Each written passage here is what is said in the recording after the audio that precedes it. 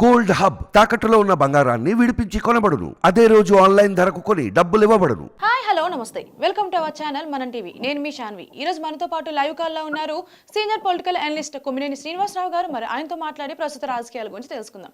Hi sir, నమస్తే. నమస్కారం. ఎలా ఉన్నారు సార్?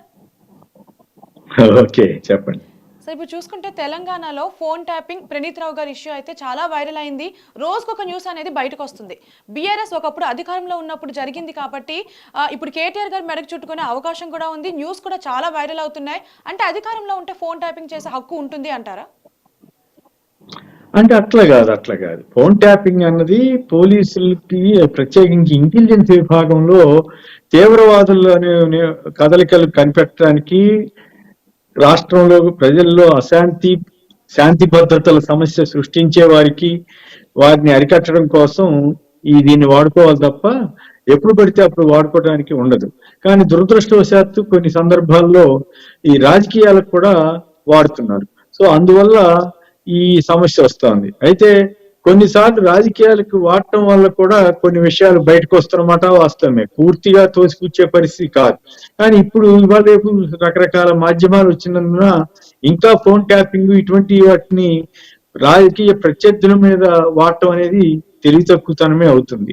ఇతరత్ర అనేక రకాలుగా సమాచారం సేకరించే ఈ రోజుల్లో ప్రత్యేకించి ప్రణీత్ రావు కేసును గనక మనం జాగ్రత్తగా అబ్జర్వ్ చేస్తే చాలా సంచలనమైన విషయాలు బయటకు వస్తాయని, ఎవరో ప్రత్యేకించి రేవంత్ రెడ్డి ఫోన్ ట్యాప్ చేశారని, ఇవన్నీ కూడా రాజకీయ కారణాలు ఉండొచ్చు, లేదా కొన్ని అసత్య ఆరోపణలు ఉండొచ్చు. ఇవేమి మనం పూర్తిగా నిర్ధారించదాం. కానీ ఈ ప్రణీత్ రావు కేసులో ఖచ్చితంగా ఏదో సంథింగ్ హ్యాపెండ్ అనేటువంటి అనుమానం అయితే వస్తుంది.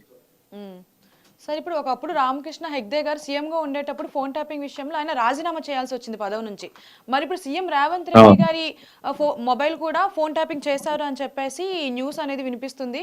మరి దీనికి రేవంత్ రెడ్డి గారు ఎలా స్పందిస్తారంటారు? అంటే అట్లాగా ఆల్రెడీ స్పందించారు కదా. స్పందించబట్టే ఈ యాక్టివిటీ మీద నిఘా పెట్టి ఈ యాక్టివిటీ మీద విచారణ చేయించి ప్రణీత్ రావు అన్న ఆయన్ని అరెస్ట్ చేసి జైలుకి కూడా పంపించారు కదా. ఇప్పుడు ఆయన్ని క్వశ్చన్ చేస్తున్నారు కదా. సో పోలీసు వ్యవస్థలో అమ్మా అంటే చర్యలు కాదు, గవర్నమెంట్ పరంగా ఆల్రెడీ చర్య తీసుకున్నట్టే లెక్క. అయితే ఆ తర్వాత కోర్టు పరిధిలోకి వెళ్ళిపోతుంది కదా. ఈ దర్యాప్తు అంతా అయిన తర్వాత ఛార్జ్ షీట్ ఫైల్ చేస్తాడు. ఆ ఛార్జ్ షీట్ లో ఆధారాలు ఇవన్నీ మెన్షన్ చేస్తారు. అవన్నీ గౌరవ న్యాయస్థానం వారు విశ్వసిస్తే ఆ సంబంధించిన సెక్షన్ల ప్రకారం శిక్ష వేస్తారు. సో అందువల్ల రేవంత్ రెడ్డి గారు ప్రత్యేకించి ఇంకా కొత్తగా చేయాల్సింది ఉండదు. ఆల్రెడీ పోలీసులకు ఆదేశాలు ఇచ్చారు, ఆ ప్రకారం జరుగుతోంది. కాకపోతే ఏంటంటే ఇప్పుడు ఈ ప్రభుత్వం కూడా చేస్తోంది అనేది బీఆర్ఎస్ ఆరోపణ. సరే, అది ఇప్పుడు వీళ్ళు అధికారంలో ఉన్నారు కాబట్టి అది ఇప్పుడు బయటకు వస్తుందని మనం అనుకోజాలం. ఇదంతా ఆల్ ఇన్ ది గేమ్ గా మారింది. రేవంత్ రెడ్డి గారు గతంలో ఓటుకు నోటు కేసు పట్టుబడినప్పుడు కూడా ఈ ఫోన్ ట్యాపింగ్ చేశారు, మీరెవరు నా ఫోన్ ట్యాపింగ్ చేస్తానికని చంద్రబాబు నాయుడు గారు ఎదురు కేసు పెట్టడానికి ప్రయత్నం చేశారు తన రాష్ట్రంలో, ఏపీలో. అప్పట్లో కేసీఆర్ గారు ఖచ్చితంగా బ్రహ్మదేవుడు కూడా రక్షించలేడని చెప్పి చంద్రబాబు గారి మీద అనేవారు. కానీ రేవంత్ రెడ్డి గారు జైలుకి వెళ్లాల్సి వచ్చింది. ఆ తర్వాత చంద్రబాబు గారు వ్యూహాత్మకంగా కొందరు ప్రముఖులతోటి, న్యాయ వ్యవస్థలోని కొందరితోటి, అలాగే కేంద్రంలోని బీజేపీ పెద్దలు కొందరితోటి రాయబారం చేసుకుని మేనేజ్ చేసుకుని ఆ కేసులో నిందితుడు కాకుండా బయటపడ్డారు. కానీ 33 సార్లు 35 సార్లు ఛార్జ్ షీట్ లో ఆయన ప్రస్తావన ఉందని కూడా మనం తెలుసుకున్నాం. సో కాబట్టి ఇవన్నీ కూడా పొలిటికల్ గేమ్. నిజానికి అప్పుడు ఈ ఫోన్ ట్యాపింగ్ చేయకపోతే కేసీఆర్ ప్రభుత్వం కూలిపోయే పరిస్థితి ఏమో అనేటువంటి అభిప్రాయం వచ్చింది. ఆ ఫోన్ ట్యాపింగ్ ఇక్కడ పాయింట్ ఏంటంటే, నేను ఓటుకు నోటుకు కొనడానికి ప్రయత్నం చేశానని చెప్పలా, నా ఫోన్ మీరెవరు ట్యాప్ చేయడానికి అన్నాడు. సో ఇదంతా కూడా ఆ సందర్భాన్ని బట్టి, పరిస్థితిని బట్టి ఈ ఫోన్ ట్యాపింగ్ సమర్థించాలా వద్దా అన్నది మనం ఆలోచిస్తాం. కానీ మెజార్టీ సందర్భాల్లో అయితే ఫోన్ ట్యాపింగ్ దుర్వినియోగం అవుతుందన్నది వాస్తవం. ఇప్పుడు రేవంత్ రెడ్డి గారు ముఖ్యమంత్రిగా ఉన్నారు కాబట్టి ఆ అస్త్రాన్ని తను వాడుకుని ఆ ఫోన్ ట్యాపింగ్ ఎవరెవరు చేశారన్న దాంట్లో ఆ కేసులో మరి కేటీఆర్ గారు వస్తారా, సిరిసిల్ల అని ఇప్పటికే మన మాజీ మంత్రి దయాకర్ రావు గారు ఖండించారు, నాకు అసలేం తెలియదు ఆ గొడవ ఏందో అని. సో ఇవన్నీ కూడా రుజువు అవడం చాలా కష్టం. ఇప్పుడు హార్డ్ డిస్క్ ఇవన్నీ అడవుల్లో పడేశారని, కనపడకుండా చేశారని ఇవన్నీ చెప్తున్నారు కదా. సో ఇప్పుడు ఈ విచారణప్పుడు రకరకాలుగా విచారిస్తారు కాబట్టి కొంత ఒప్పుకున్నట్టు కనిపించినా ఆ తర్వాత కోర్టులో ఎదురు తిరిగే అవకాశం ఉంటుంది. అప్పుడు కోర్టులు వీటిని నమ్మదగ్గ ఆధారాలు కోర్టులకు చూపించాల్సి వస్తుంది. కాబట్టి దీంట్లో పొలిటికల్ గేమ్ ఉంటుంది, ఇంకోటి వాళ్ళ బాధ్యత ఉంటుంది పోలీసులకి. సో ఈ రెండిట్లో ఏది పై చేయవుతుంది? అచ్చంగా రాజకీయ ప్రత్యర్థుల మీదే ఫోన్ ట్యాపింగ్ ప్రయోగిస్తే దానికి కూడా కొన్ని రూల్స్ ఉన్నాయి, కొందరు పర్మిషన్ తీసుకోవటం అవన్నీ. కానీ కొందరు అనధికారికంగా ఈ దుర్వినియోగం చేసి ఇలా ప్రణీత్ రావు లాగా దొరికిపోయి ఇబ్బంది పడుతుంటారు. సో ఇప్పుడు చూసుకుంటే కేటీఆర్ గారు ఫోన్ ట్యాపింగే కానివ్వండి, లేదు అంటే కవిత గారు లిక్కర్ స్కామ్ విషయంలో కానివ్వండి, ఇంకో పక్క బీఆర్ఎస్ లో ఉన్న ఎమ్మెల్యేలు అందరూ కాంగ్రెస్ లోకి షిఫ్ట్ అవుతున్నారు. మరి బీఆర్ఎస్ పరిస్థితి ఏంటి అంటారు? బీఆర్ఎస్ ఒక రకంగా చెప్పాలంటే కొంచెం క్లిష్ట పరిస్థితిని ఎదుర్కొంటా ఉంది. సరే, మన మాజీ ముఖ్యమంత్రి కేసీఆర్ గారు మళ్ళీ 4 ఏళ్ల తర్వాత మేము 100 సీట్లతో గెలుస్తాము అని ధీమాన్ని వ్యక్తం చేస్తున్నప్పటికి కూడా ఇక్కడ అర్థమవుతుంది ఏంటంటే ఓవరాల్ గా కొంతమందినేమో కాంగ్రెస్ లాగేస్తాను, కొంతమందినేమో బీజేపీ లాగేస్తాను. ఉదాహరణ చూడండి, రంజిత్ రెడ్డి ఆయన బీఆర్ఎస్ నుంచి కాంగ్రెస్ లోకి వెళ్ళిపోయారు. సునీత ఇప్పుడు అతనికే చేవేళ్ల టికెట్ ఇస్తారంటున్నారు. అట్లాగే మల్కాజ్గిరి సునీతకి ఇస్తారంటున్నారు.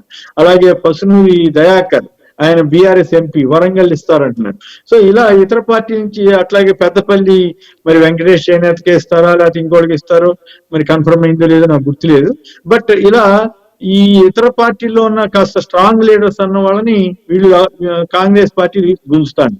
అలాగే దానం నాగేందర్ గారు ఆల్రెడీ మారి సికింద్రాబాద్ నుంచి లోక్సభ పోటీ చేస్తారంట. నిజానికి మీకు ఆసక్తికరమైన విషయం చెప్పాలి, 2004లో కాంగ్రెస్ పార్టీ దానం నాగేందర్ కి లోక్సభ సీటే ఆఫర్ చేసింది, ఇవ్వడానికి సిద్ధమైంది.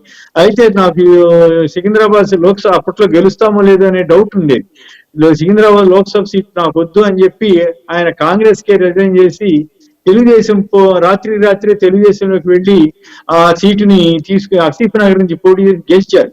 తీరా గెలిచిన తర్వాత కాంగ్రెస్ ఇక్కడ అధికారంలోకి వచ్చింది.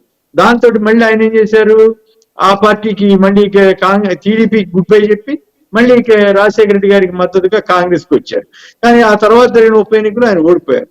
సో ఇదంతా రాజకీయ చరిత్ర అన్నమాట. అంటే ఈ రకంగా కూడా జరిగే అవకాశాలు ఉంటాయి. కాబట్టి ఇప్పుడు మళ్ళీ వీళ్ళందరినీ తీసుకుని కాంగ్రెస్ పార్టీ ముందుకెళ్తా ఉంది. కానీ కాంగ్రెస్ పార్టీకి సొంత లీడర్లు లేని పరిస్థితి ఏమిటా అనేటువంటి అభిప్రాయం కలుగుతుంది. కాకపోతే ఇక్కడ అర్థం చేసుకోవాల్సింది ఏంటంటే తన పార్టీలో లీడర్ల సంగతి ఎట్లా ఉన్నా బీఆర్ఎస్ ని వీక్ చేయాలి, బీఆర్ఎస్ కి సరైన క్యాండిడేట్ లేకుండా చేయాలన్నటువంటి లక్ష్యం అందులో కనపడుతుంది. అలాగే బీజేపీ సైతం, బీజేపీ కూడా కొంతమందిని ఇప్పుడు సీతారాం నాయక్ అని నగేష్ అని ఇట్లా కొంతమందిని ఆల్రెడీ తీసుకుంది కదా. సో ఈటెల రాజేందర్ కొద్ది కాలం ముందు వచ్చినప్పుడు కూడా ఆయన కూడా బీఆర్ఎస్ కింద లెక్క కదా ఒరిజినల్ గా. సో వాళ్ళిద్దరూ పోటీ పడి బీఆర్ఎస్ ని వీక్ చేయడం ద్వారా భవిష్యత్తులో ఈ రెండు పార్టీల మధ్య పోటీ జరగాలన్నది వారి ఆకాంక్ష. ఈ క్లిష్ట పరిస్థితి, ఓ పక్క లిక్కర్ స్కామ్, ఇంకో పక్క కాళేశ్వరం దాని మీద ఎంక్వైరీ, మరి జ్యుడిషియల్ ఎంక్వైరీకి కూడా వెళ్తారంటున్నారు. ఇవన్నీ కూడా కేసీఆర్ ని ఉక్కిరి బిక్కిరి చేసే ధరణి గొడవ, ఇట్లా అనేక గొర్రెల స్కామ్ అని ఇట్లా రకరకాల స్కాముల్లో ఎక్కడో చోట కేసీఆర్ ని కూడా చేసే అవకాశం కాంగ్రెస్ ప్రభుత్వం తీసుకునే పరిస్థితి ఉంది. ఎందుకంటే రేవంత్ రెడ్డి గారికి తనను జైలు పాలు చేశారు, అరెస్ట్ చేశారనే కోపం కూడా సహజంగా ఉంటుంది. కాబట్టి దానికి ప్రతీకారంగా కేసీఆర్ గారి మీద ఎక్కడో చోట కేసు పెట్టే అవకాశం అయితే కనపడుతోంది. ఆ పరిణామాలు కూడా ఆ దిశగా వెళ్తున్నాయి. అయితే 4 ఏళ్లు వీళ్ళు గట్టిగా నిలబడగలిగితే అప్పుడు గట్టి పోటీ ఇవ్వగలుగుతారు తప్ప ఈ లోపు కనుక పార్టీలో ఒక 26 మంది ఎమ్మెల్యేలు కాంగ్రెస్ ఆకర్షించడానికి ప్రయత్నం చేస్తుందని 26 మంది సంప్రదింపుల్లో ఉన్నారని, చాలా వరకు మద్దతు ఇవ్వడానికి సిద్ధమవుతున్నారని వార్తలు వస్తున్నాయి. గతంలో కేసీఆర్ గారు ఏ పని అయితే చేశారో ఇప్పుడు అదే పని రేవంత్ రెడ్డి గారికి కూడా చేస్తున్నారు. దీన్ని 2 రకాలుగా చూడొచ్చు. ఒక టిట్ ఫర్ టాట్ అనుకోవచ్చు, 2 అదే తప్పుగా భావించవచ్చు. కేసీఆర్ టిట్ ఫర్ టాట్ అంటే కేసీఆర్ అప్పుడు మా పార్టీలో వాళ్ళందరినీ తీసుకుని విలీనం అనలేదా, మేము కూడా అట్లాగే అంటామని కాంగ్రెస్ వాళ్ళు సిద్ధం అవుతున్నారు. అయితే అది కేసీఆర్ అప్పుడు తప్పు చేశారని మా బొట్టు వాళ్ళు అన్నాం, ఇప్పుడు కూడా రేవంత్ రెడ్డి అదే పని కనుక కంటిన్యూ చేయగలిగితే చేస్తే అది తప్పే అవుతుంది. అందుకు ముందుగా దానం నాగేందర్ తోటి రాజీనామా తీసుకుంటే తప్పేం కాదు. కానీ రాజీనామా చేయకుండానే ఆ గాంధీ భవన్ లోనో ఇంట్లోనో ఆయనకి కాంగ్రెస్ కండువా కప్పడం అంటే పూర్తిగా అనైతికం.